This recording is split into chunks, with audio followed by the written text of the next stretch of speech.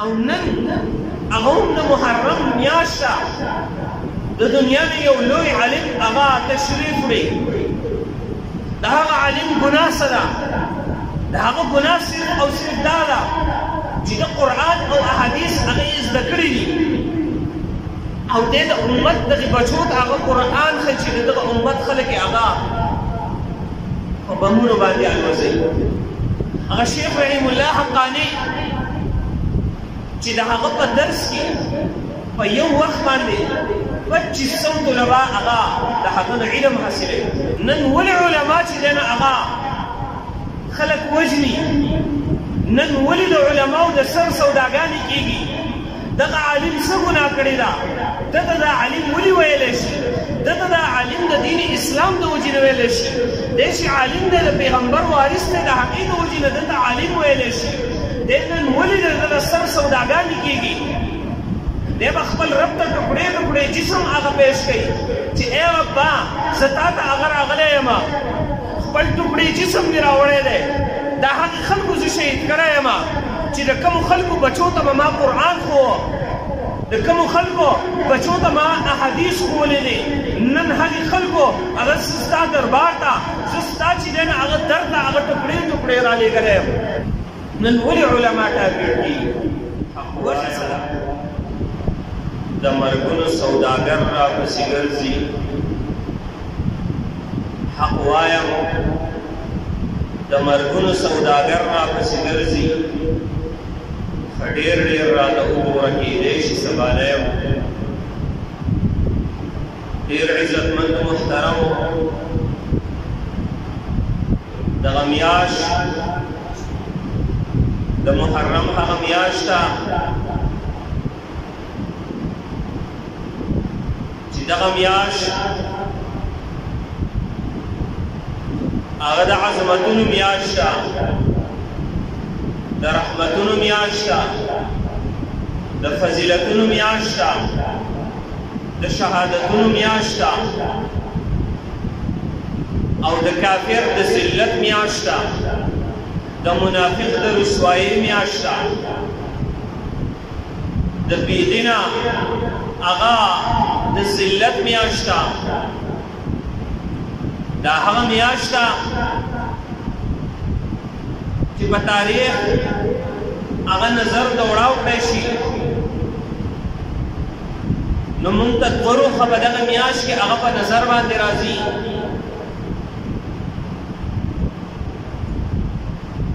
یو روح د دې میاشت کې هغه د نیکانو د عظمت دی د پیغمبرانو هغه د فضیلت دی د صلحاو هغه د عظمت دی یو روح د دې د شهداو دی او که بل طرف ته دویم روح وګورې دا د بدانو د بدکارو د کفارو د منافقینو د هلاکت روح دی د ذلت روح دی د رسوایی روح دی کله چې آدم علیه السلام الله پاک پیدا کو نو د آدم علیه السلام پیدایش دا د آدم علیه السلام خلافت و نو هم دغه د محرم میاشت وه آدم علیه السلام ته خلافت میلاویږي آدم علیه السلام ته فرشتې سجده کوي دغه د محرم میاشت ده نو دا د آدم علیه السلام عظمت دی بل طرف ته د آدم علیه السلام په مقابله کې شیطان دی شیطان په دغه تمه باندې ناست و چې د ځمکې خلافت په ما ته میلاویږي په دغه تمه باندې و کله چې الله پاک خلافت په دغه محرم په میاشت کې آدم علیه السلام ته ورکړو هغه شیطان ذلیل او رسوا شو په دغه میاشت کې الله پاک حکم وکړو فرشتو ته تاسو آدم علیه السلام ته د عظمت سجده وکړئ شیطان د دې نه انکار وکړو یو طرف ته آدم علیه السلام ته عظمت میلاویږي بل طرف ته هغه شیطان ته ذلت میلاویږي د شیطان ته هغه حکم کېږي په دغه میاشت کې چې ته د جنت نه چې دی نه هغه اخره اوځه فاخرج انک ته چې دی نه هغه د جنت نه هغه اوځه ته د ذلیله خلکو نه وکان من الکافرین دا د کافرانو نه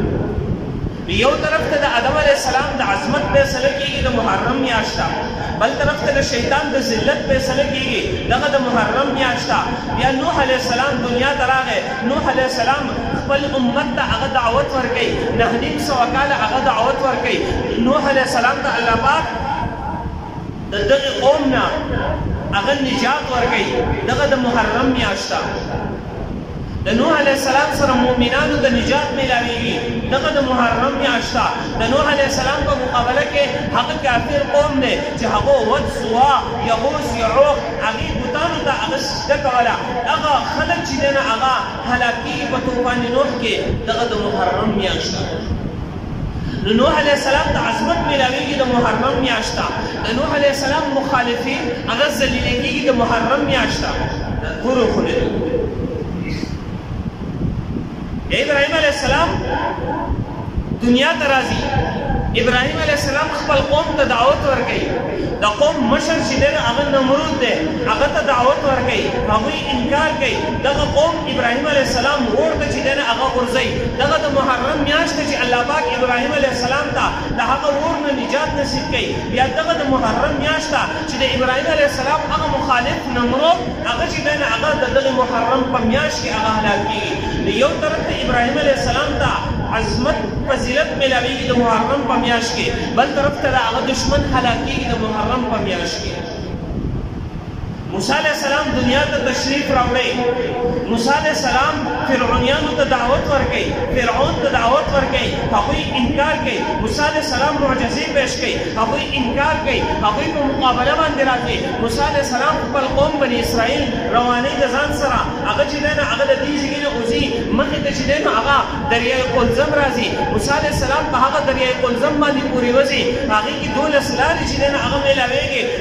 موسی علیہ السلام بني اسرائیل هغه د فرعونیانو نه نجات چې دی هغه ورکوي هم دغه د محرم میاشت چې کله موسی علیہ السلام او بني اسرائیلو ته هغه د فرعونیانو نه نجات میلاو شو دې ته عظمت میلاو شو دغه د محرم میاشت بل طرف ته هغه فرعون چې هغه به اعلان کوو انا ربکم الاعلی زه چې دی هغه د ټولو نه اوچت رب یم هغه به د خدایي اعلان کوو هغه به د خدایي دعوه کوله هغه فرعون هغه په دغه دریای قلزم کې هغه هلاکېږي په دغه اوبو کې هغه مردارېږي دغه د محرم میاشت موسی علیہ السلام ته عظمت ملاویږي د محرم میاشت د هغه دشمن هلاکېږي د محرم میاشت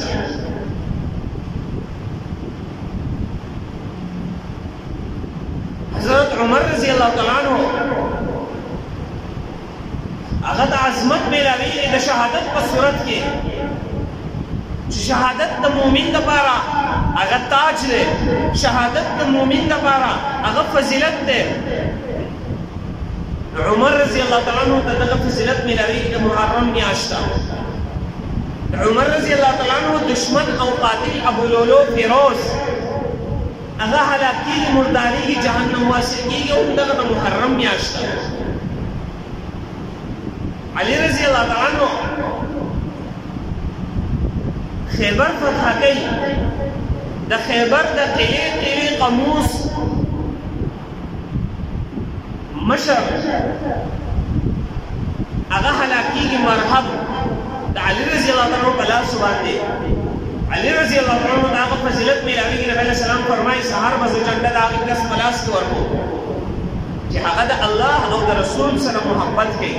او الله او د هغه رسول د هغه سره محبت کوي سهار ته نبی علیه السلام علي رضی الله تعالی عنہ ته جنډه ورکوي د علي رضی الله تعالی عنہ په لاس باندې خیبر فتح کېږي دغه د محرم میاشت او د علي رضی الله تعالی عنہ دشمن مرحب هغه قتل کېږي دغه د محرم میاشت حسین رضی الله تعالی عنہ هغه ته شهادت نصیب کېږي د شهادت په اوچته مرتبه باندې هغه فایز کېږي دغه د محرم میاشت او تر ننه پورې بلکې تر د قیامته پورې د حسین رضی الله تعالی عنہ دشمن هغه هلاکېږي هغه ځان په چاړو وهي هغه ماتمونه کوي هغه په ځان باندې هغه په سکروټو باندې ګرځي هغه تر قیامته پورې ذلیله کېږي هم دغه د محرم په میاشت کې د حسین رضی الله تعالی عنہ د قاتلانو ذلت هغه هم په دغه محرم په میاشت کې او نن هغه هم د محرم میاشت د دنیا نه یو لوی عالم هغه تشریف وړي د هغه عالم ګناه څه ده د هغه ګناه صرف او صرف دا ده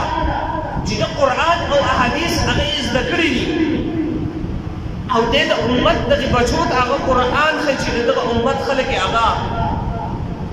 په بمونو باندې الوځي د هغې خلکو بچو ته هغه قرآن ښایي چې د هغه خلک د هغه دشمنان دي هغه خلک د هغه د سر سوداګر دي هغه هم په دغه محرم په میاشت کې هغه د دنیا نه تشریف وړي هغه شیخ رحیم الله حقانی چې د هغه په درس کې په یو وخت باندې 2500 طلبه هغه د هغه د علم حاصلوي درس مشکات د هغه نه حاصلوي 2500 طلبه به د جماعت کې هغه نه ځي د دې دوه ورځې هغه شي 2500 طلبه هغه مخې ته به هغه ناست ول هغه نه به علم یې زده کولو نن په هغه پسې دغه مکتب ته یو کس راځي او هغه چې دی نه هغه اوړه وهي د 15 کالو ماشوم د هغه سره هم د دنیا نه ځي د هغه ګناه څه وه د هغه ګناه دا ده چې هغه قرآن او حدیث زده کړي دي او امت دی چې دی نه هغه ورښایي د هغه ګناه دا ده چې هغه حقه خبره کوي هغه د چا نه ویره نه کوي د هغه ګناه چې دی نه هغه دا ده نن ولې علما چې دی نه هغه خلک وژني نن ولې د علماو د سر سوداګانې کېږي دغه عالم څه ګناه کړې ده دته دا عالم ولې ویلی شي دته دا عالم د دین اسلام د وجې نه ویلی شي دی چې عالم دی د پیغمبر وارث دی د هغې د وجې نه دته عالم ویلی شي دی نن ولې د سر سوداګانې کېږي دی په څه ګناه باندې هغه قتلېږي دی په څه ګناه باندې هغه نن د دنیا نه ځي دی به خپل رب ته ټوکړې ټوکړې جسم هغه پیش کوي چې ای ربا زه تا ته هغه راغلی یم خپل ټوکړې جسم مې راوړی دی دا هغې خلکو زه شهید کړی یم چې د کومو خلکو بچو ته به ما قرآن ښووه د کومو خلکو بچو ته ما احادیث ښوولې دي نن هغې خلکو هغه ستا دربار ته زه ستا چې دی نه هغه در ته هغه ټوکړې ټوکړې رالېږلی یم چې کله دغه عالم د رب په در کې هغه فریاد کوي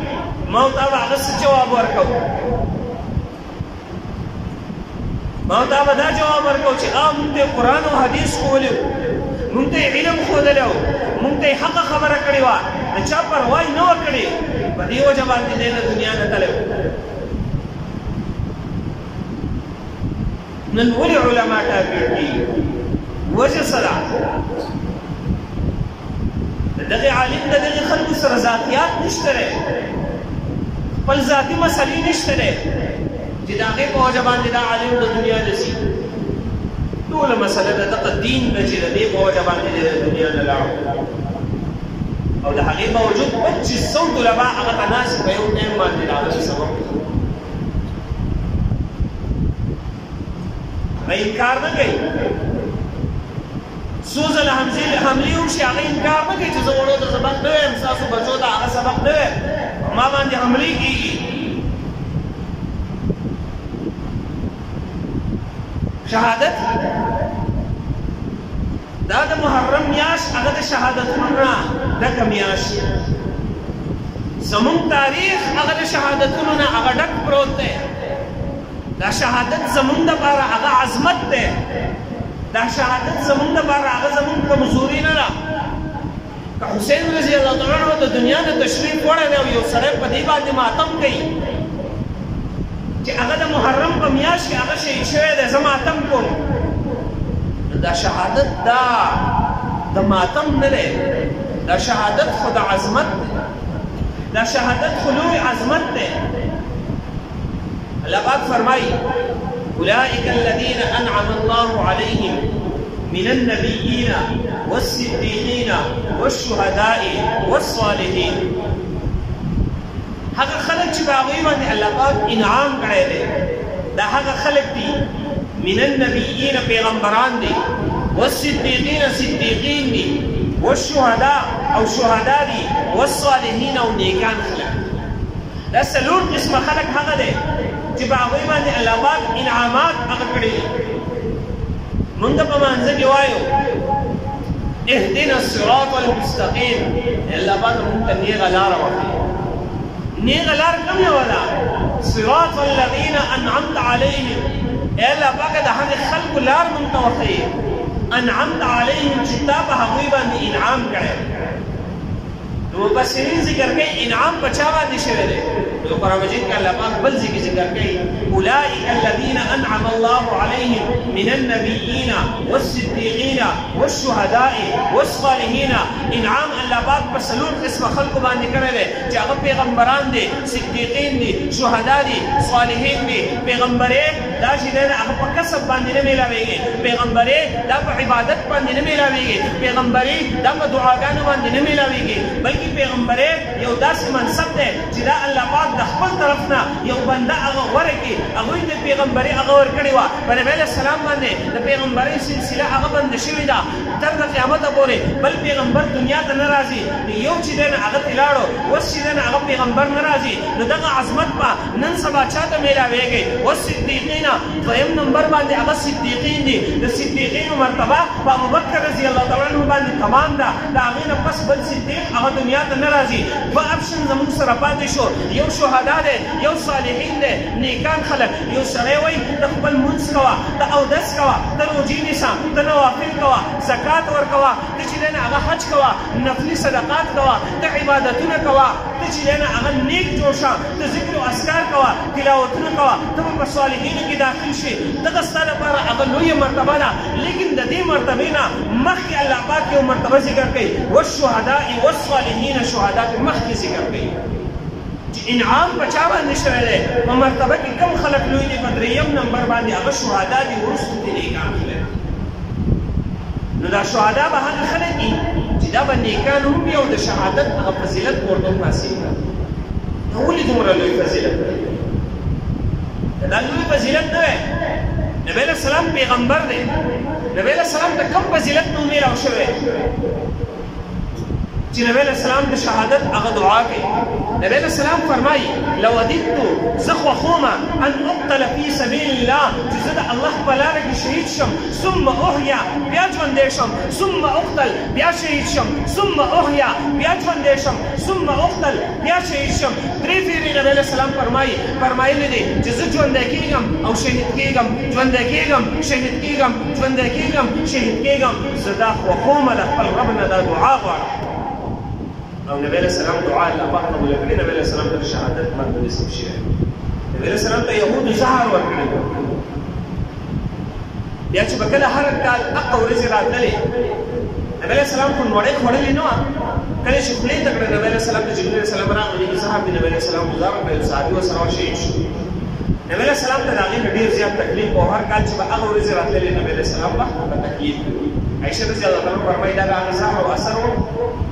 چې کوم نبی علیه السلام ته یهودو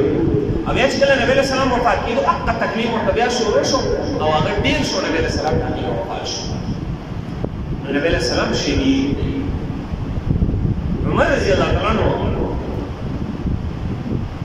دویم خلیفه ثانی هغه دعا کوي ای الله پاک زه ستا د شهادت دعا غواړم. عثمان رضی الله تعالی عنه چې د هغه په باره کې نبی علیه السلام فرمایي کله چې عثمان رضی الله تعالی عنه هغه په غزوه تبوک کې دومره مال پیش کو په چنده کې چې نبی علیه السلام دومره خوشحاله شو. نبی علیه السلام په هغه وخت کې ارشاد وفرمایو د نن نه بعد عثمان هیڅ یو عمل ونه کړي، د عثمان لپاره دا شته اعمال هغه کافي. هغه عثمان څه غواړي دعا؟ اللهم احییني سعیدا وامتني شهیدا. ای الله پاک ما ته د سعادت ژوند راکړي او مرګ ما ته د شهادت راکړي. هغه هم شهادت ویلی. تلاوت کوي. نن چې دا علما شهیدان کېږي او مشکات شریف قرآن مجید ته دې ته ناست دي، دا د هغه صحابه کرامو نقش قدم دی. تلاوت ته ناست دی، تلاوت کوي او دغه الفاظ وایي فسیکفیکهم الله. د اولې سپارې اخرنۍ مخ د هغې تلاوت کوي، په هغې پې یو ګزار کوي، هغه هم ځان ته مسلمان وي. دا کوم چې مې ګزار کوي هغه وایي زه سوچو مسلمان یم. عثمان رضی الله تعالی عنہ کافر وي. گزار پہ گئی تو عثمان رضی اللہ عنہ بیوی حضرت نائلہ رضی الله تعالی عنها هغه لاس وړاندې کړي د هغې نه ودې کټ کېږي. دویم ګزار کې عثمان رضی الله عنه کې شهید کېږي. عثمان رضی الله عنه تلاوت کوي د هغه وینا قرآن مجید باندې هغه کېږي. د هغه دعا الله پاک قبلوي. علي رضی الله عنه د شهادت دعاګانې کوي. حسین رضی الله عنه د شهادت دعاګانې کوي. هغوی ته الله پاک شهادت نصیب کوي. که نن څوک د دنیا نه ځي نو دا شهادت دا زمونږ لپاره وړه خبره نه ده، لیکن د فکر او د سوچ مقام دا دی چې ولې دا شهادتونه راځي. دا شهادت چې کله شهید کېږي یو سړی به وایي چې دی شهید کېږي دا خو ډېر لوی مقام دی، ټیک ده. چې کله دی شهید کېږي ده ته به څومره تکلیف ده ته به د شهادت کې څومره تکلیف رسېدلی وي، د ده وجود به هغه ټوکړې ټوکړه شوی وي، دی به څومره په درد او تکلیف کې وي. نبي علیه السلام فرمایي کله چې یو شهید کېږي ده ته صرف دومره تکلیف هغه میلاویږي لکه یو میږی چې یو سړی وچیچي او ده ته تکلیف میلاویږي، معمولي دغه تکلیف میلاوي. نو د مرګ څومره سخته ده. سعد بن ابي وقاص رضی الله عنه به خلکو ته وي، خپل زوی ته به وي وایي دا خلک چې د دنیا نه ځي او په دې باندې رزق کدن دا سخت دي، دا خپل حالات بیانوي ولې. کله چې بیا د دغه د مرګ وخت راغی نو بچي ورته ای بابا دا هر وخت دا خبره کوله نن ستا د مرګ وخت دی ته خپل حالات بیان کړه. هغه ورته وایي بچیا ګوره دا صحابه هغه خلک نبي علیه السلام پسې یو ورځ اسرائیل علیه السلام راغی. نبي علیه السلام ورته ارشاد فرمایي ای ملک الموت دا ته دې پته وي دا زما صحابه دي، په دې باندې چېرته سختي ونه کړي، د مرګ په وخت کې په دې باندې چېرته سختي ونه کړي، خیال کوه دا زما صحابه دي، د دې سره نرمي کوه. هغه ورته وایي ای د الله رسوله ما ته د مخکې نه الله پاک ارشاد فرمایلی دی چې زما د محبوب د صحابو سره به نرمي کوي. وایي د هغې نتیجه دا ده وایي زه چې کله د عام کس نه هغه روح قبض کوم زه پکې دا پوره پنجه په سینه کې هغه ناله کړم او دا روح ترې راخلم. او وایي ستا د صحابه د دې دا روح زه صرف په یوه ګټه باندې راوباسم، پنجه نه نالومه چې دلته تکلیف ونه رسېږي. د هغې باوجود سعد بن ابي وقاص رضی الله عنه خپل بچي ته څه وایي؟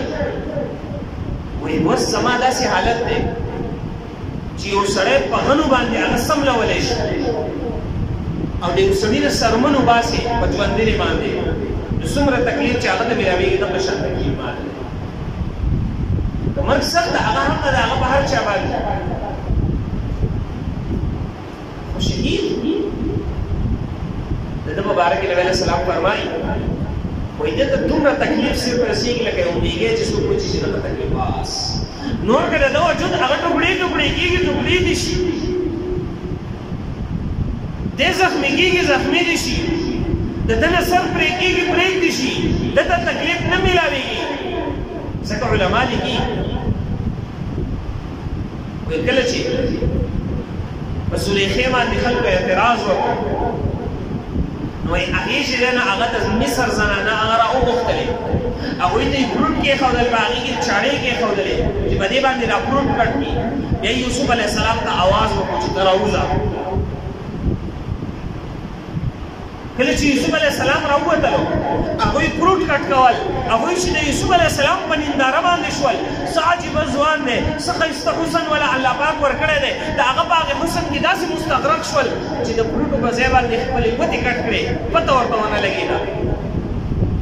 قلنا حاش لله ما هذا بشر، دا خو انسان نه دی. قطعنا ایدیهن، خپل لاسونه یې هغه پرې کړل، پته ورته ونه لګېدله. او بیا عایشه رضی الله تعالی عنها فرمایي که د مصر زنانو زما محبوب نبي علیه السلام لیدلی وی خپل زړونه به یې هغه کټ کړي وو، پته به ورته نه وه لګېدلې. او دغه محبوب چې کله صحابه ولیدو خپل مرۍ یې هغه کټ کړي، پته ورته هغه ونه لګېدله.